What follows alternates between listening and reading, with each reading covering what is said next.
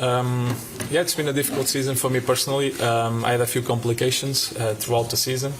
Obviously, these last couple of months are the ones that matter the most, where you decide things, and I don't feel I'm on my best form at the moment, but certainly by playing I will get there, and I always try to do my best no matter what. How far away do you feel you are? What do you feel you need to take that step that gets you to your best level? You never know. That's football. I don't play alone.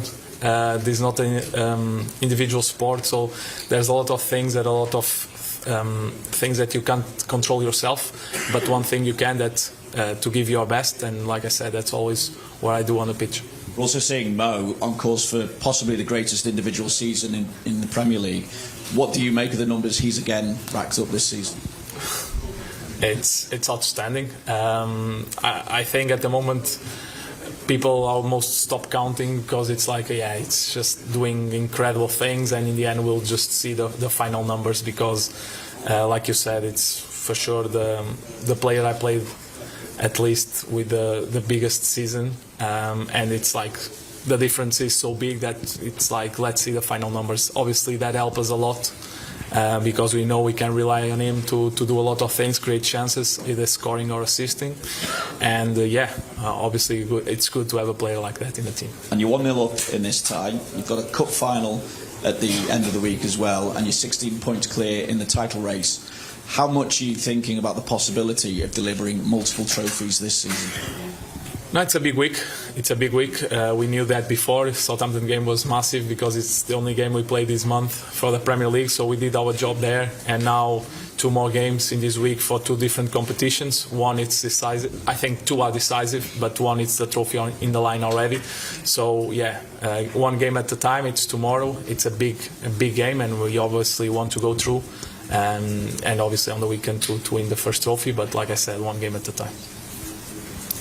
Next one, Julie, straight for the mic. Hey, Diogo.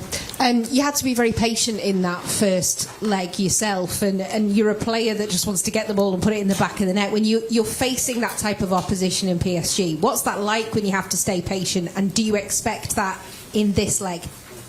Yeah, I think they had the ball more than we expected. They dominated the game in a way. They created chances, and obviously we were too far away from their goal a lot of the time.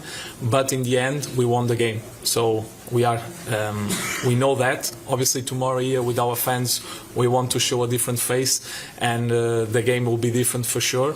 But in the end, we just want to go through. Lewis.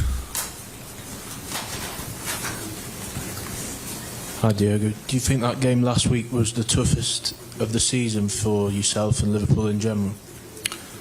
Yes, I think so. At least in my opinion, I obviously missed some games of the season, but I think the way the game went was not the plan, let's say. I think that shows us as well that even though the things were not going out well, the way we could work hard and stay in the game to eventually take our opportunity like we did means a lot as well, and shows that the character these players have, and that is also a very positive to take into the remainder of the season. Mel. Hi Diogo. Tomorrow actually marks 4 years since your last goal in the Champions League, and obviously last season 4 years exactly, yeah. Obviously you did well in the Europa League last season, but I was going to ask you, are you aware of this? But it sounds like you weren't aware. No. How determined are you to be able to make a mark in this elite competition? Let it be 4 years then.